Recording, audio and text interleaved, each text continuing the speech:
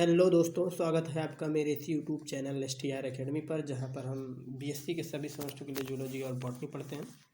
आज मैं फिर से आप लोगों के लिए एक और वीडियो लेकर आया हूं, जिसमें हम चर्चा करेंगे जो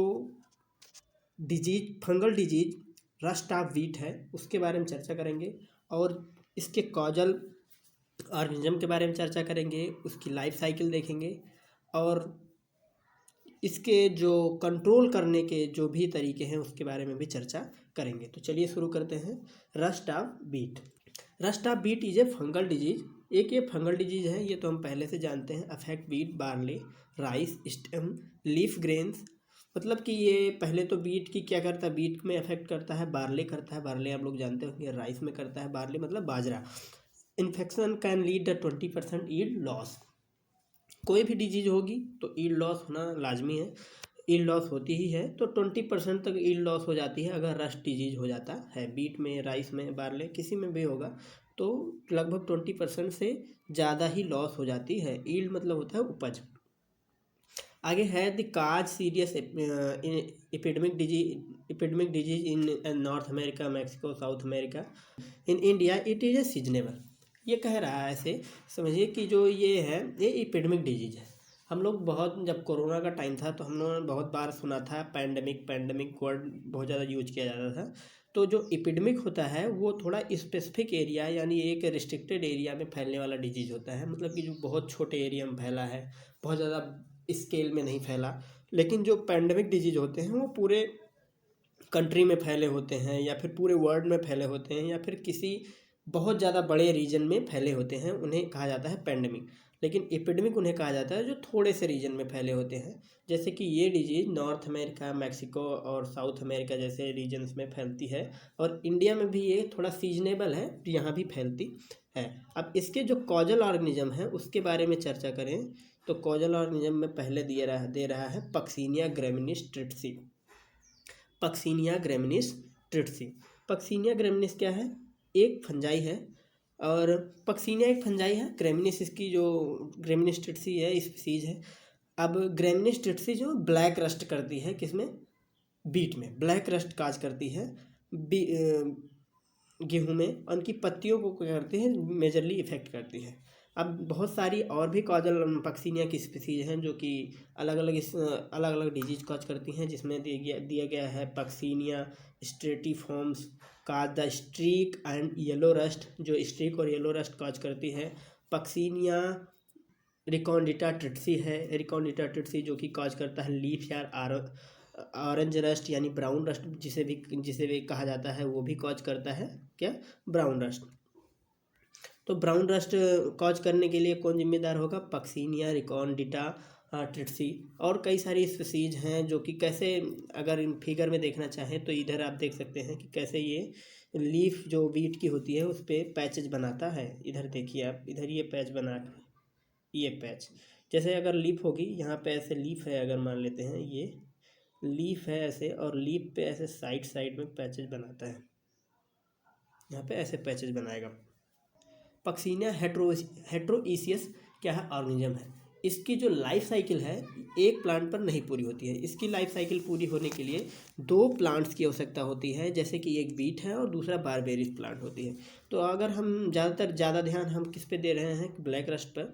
इसलिए हम पक्सिनिया ग्रेमिनिस ट्रिट्सी को लेकर पढ़ रहे हैं, जिसमें हम बीट में देखेंगे कि बीट में देखिए, जैसे पहला ये नेक्रोटिक एरिया है। नेक्रोटिक एरिया का मतलब ये होता है, नेक्रोटिक एरिया वहाँ पर सेल डेथ हो जाती है। नेक्रोसिस मतलब होता है सेल डेथ, और नेक्रोसिस जो वर्ड है, सेल डेथ का मतलब अचानक सेल डेथ नहीं, जो सेल डेथ होगी वो आसपास की सेल को ये बताकर डेथ करती है कि हमें इन्फेक्शन हो गया। ऐसे है यूरिडियल मास, मतलब कि जो इन्फेक्शन आया हुआ है ये यहाँ पर दिख रहा है, जिसे यूरिडियल मास कहा जा रहा है। और इधर ये टीलिया बन रहे हैं जो रेडिश ब्राउन कलर के होते हैं। टीलिया क्या है? एक जो हम जानते हैं कि स्पोर बनाते हैं, 5 तरह के स्पोर बनता है पक्सिनिया में, उन्हीं में से एक टीलिया भी होता है। अब इसके आगे चलिए देख लेते हैं इसके जो स्टेम रस्ट है यानी ब्लैक रस्ट है, जिसका नाम स्टेम रस्ट भी है। उस another kind of postulates developed telia later in the same source of the independently telia is a darker forms.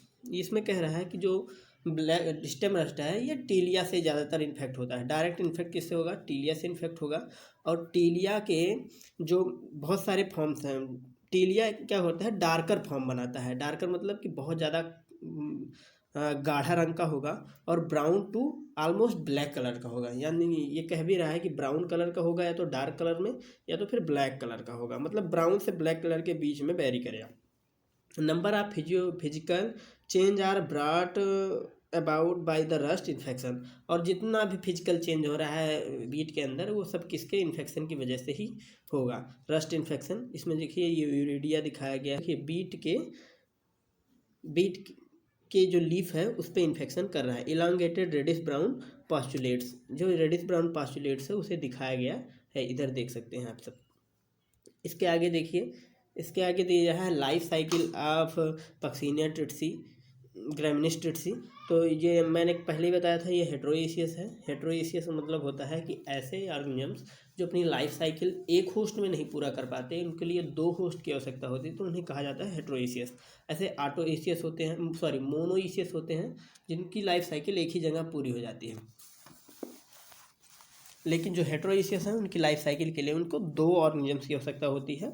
अब वो 2 ऑर्गेनिज्म स्पेसिफिक हो सकते हैं या फिर अल्टरनेट हो सकते हैं, ऑब्लिगेट हो सकते हैं, बहुत सारी कंडीशंस होती हैं।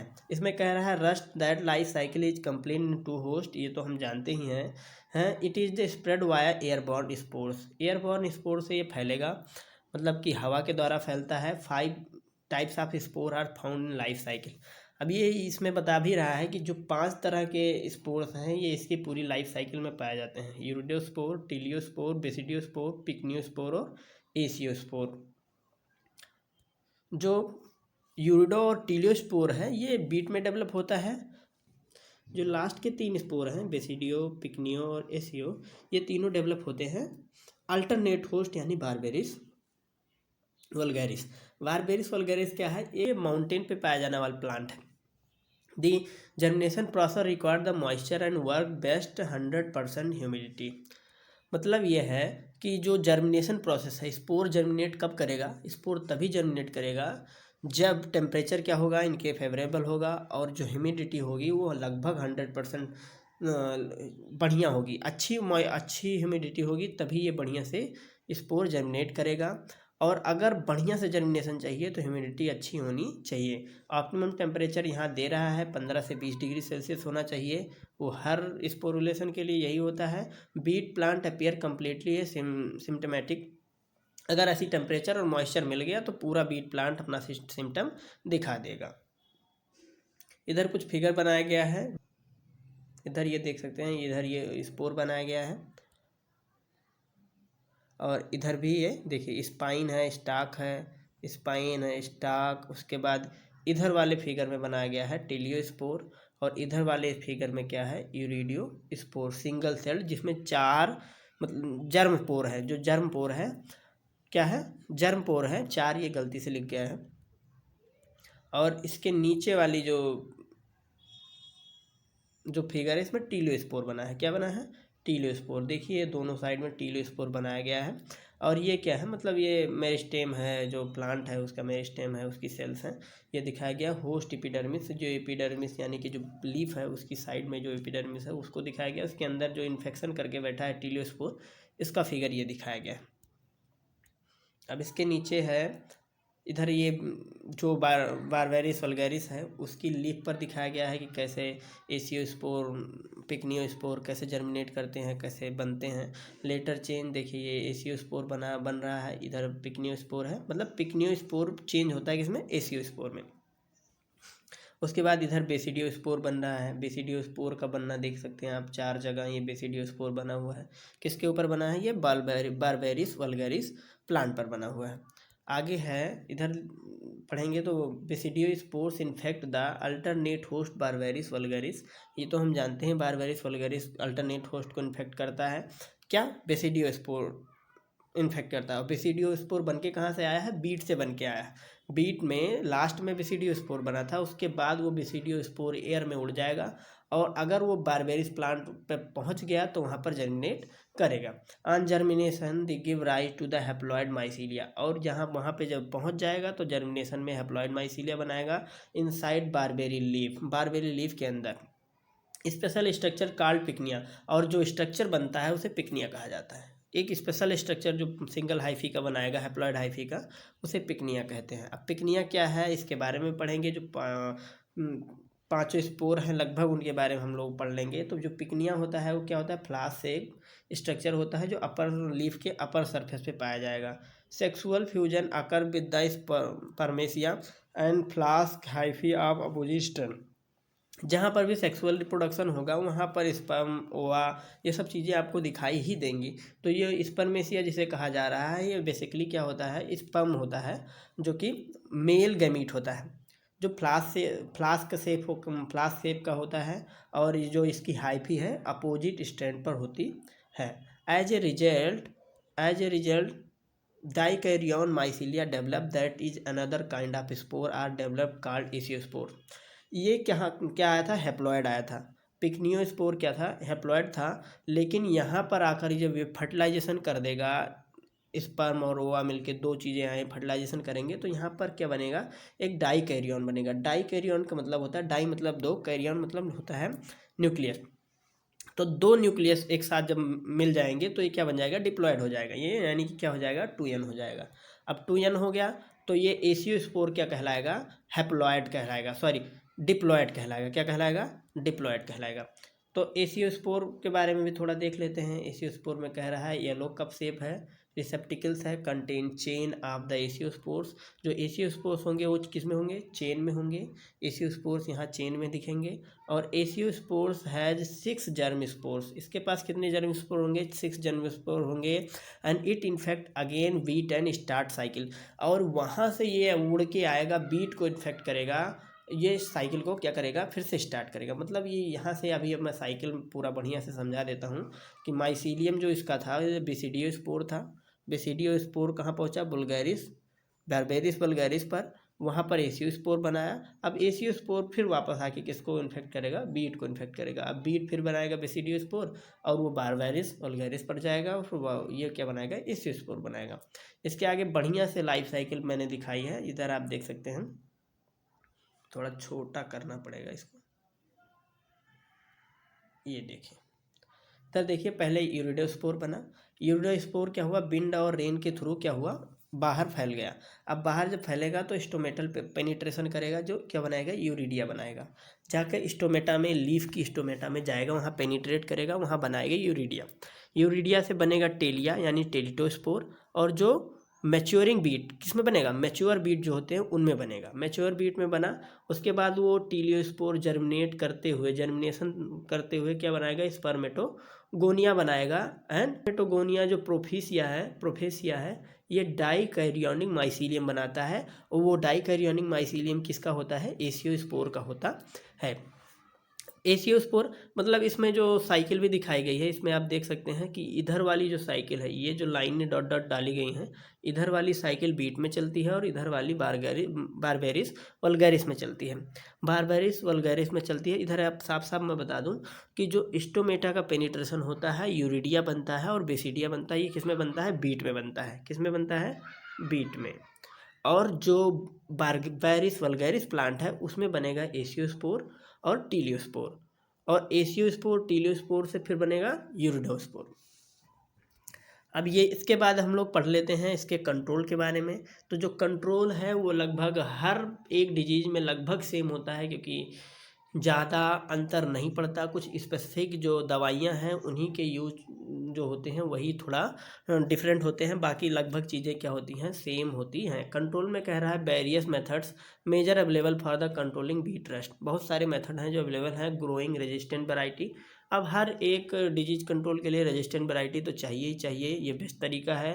Contain agronomic practices such as adjustable sowing data to enable the crop to escape.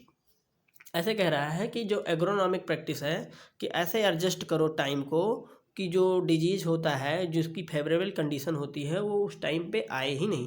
जब हम अपना प्लांट लगा रहे हैं, जब हम अपनी क्रॉप लगा रहे हैं, उस टाइम पे जो डिजीज कॉज करने वाले ऑर्गेनिजम्स हैं उनकी फेवरेबल कंडीशन वो बीच में आए ही नहीं। ऐसी हम लोग क्या करें, ऐसे एग्रोनॉमिक प्रैक्टिस करें और इन्फेक्शन में भी हेल्प इन द सीवियर। और जो अगर आएगा भी तो डिजीज आएगा भी, तो अगर इन्वायरमेंट कंडीशन बढ़िया फेवरेबल नहीं है तो वो क्या करेगा, इन्फेक्शन सीवियरिटी क्या होगी, ख़राब होगी, अच्छे से इन्फेक्शन नहीं कर पाएगा तो ईल्ड में बहुत ज़्यादा प्रभाव नहीं पड़ेगा। चौथा कह रहा है application of the balance fertiliser to crop reduce the incidence. अब हम लोग को अगर क्रॉप को बढ़िया फर्टिलाइजर नहीं देंगे तो डिजीज होना होता आराम से हो जाएगा, उसका जो इम्यून सिस्टम है वो बढ़िया से काम नहीं कर पाएगा। Sulphur dust give the effective control. Sulphur dust, Bordeaux, बहुत सारे और भी सल्फर एजेंट हैं, कई सारे यूज किए जाते हैं, वो जो उनका यूज करके हम क्या करते हैं, आसानी से कंट्रोल कर सकते हैं।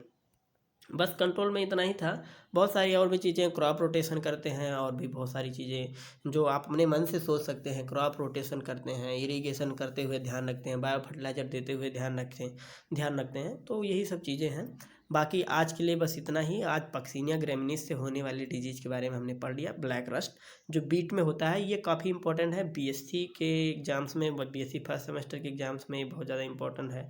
एमएससी के भी फर्स्ट सेमेस्टर के बहुत जो पेपर थर्ड है उसमें ज़्यादातर आता है, जो फंजाई और प्लांट पैथोलॉजी वाले पोर्शंस हैं। तो आप इन लोगों को पढ़ के इतना लिख देंगे तो लगभग जो 6 नंबर के क्वेश्चन आते हैं उनके लिए बहुत ज़्यादा पर्याप्त है।